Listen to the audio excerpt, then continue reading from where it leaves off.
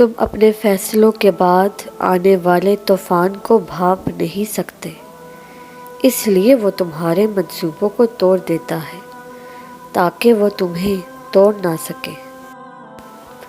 تو یہ سوچ کر دعا مانگنا مت چھوڑ دینا کہ جو چاہیے تھا وہ اب تک ملا ہی نہیں، اور ممکن ہے کہ جس معجزے کا تمہیں انتظار ہے وہ تمہاری آخری دعا کا منتظر ہو۔ اللہ آزماتا انہیں ہی ہے جن سے وہ محبت کرتا ہے۔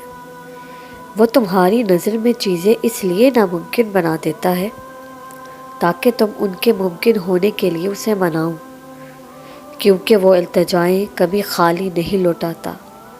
وہ دعا کو زبان تک رسائی دیتا ہی تب ہے جب اس نے تمہیں اس چیز سے نوازنا ہوتا ہے۔ آغاز تلخ ہے تو کیا ہوا، تمہارے رب نے اختتام تمہارے لیے بہت خوبصورت لکھ رکھا ہے۔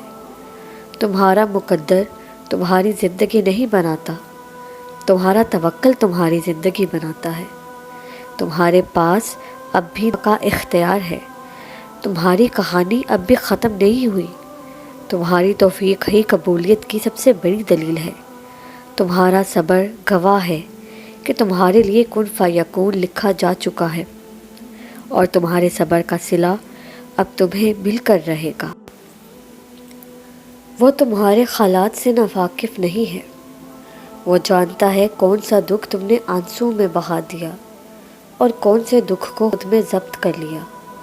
اس نے دیکھا ہے تمہارے دل کا ہزاروں ٹکڑوں میں ٹوٹ کر بکھر جانا، وہ بھولا نہیں ہے تمہاری اذیت ناک طویل سجدوں کی کیفیات کو۔ اللہ کو تمہارا توکل اور تمہارا صبر کرنا پسند آ گیا ہے کہ وہ چاہتا ہے کہ کچھ دیر اور تم اس یقین کے ساتھ اس سے مانگو، اور یہ نہیں سوچو کہ کیا ممکن ہے اور کیا نہیں، کیونکہ جب تم ناممکن مانگتے ہو تب اللہ بھی تمہیں ناممکن وسیلوں سے ہی عطا کرتا ہے۔ اور یہ بات ذہن نشین کر لو کہ کسی بھی چیز کا ملنا ناممکن نہیں، جو چھین لیا گیا ہو بہو ویسا ہی دوبارہ مل بھی سکتا ہے، جو اب تک نہیں ہو سکا وہ ایک دعا سے بھی ہو سکتا ہے۔ بس صبر کرو اور پھر دیکھنا تمہیں تمہارے صبر کا پھل یوں ملے گا کہ تم غم کی ساری کرواہٹ بھول جاؤ گے۔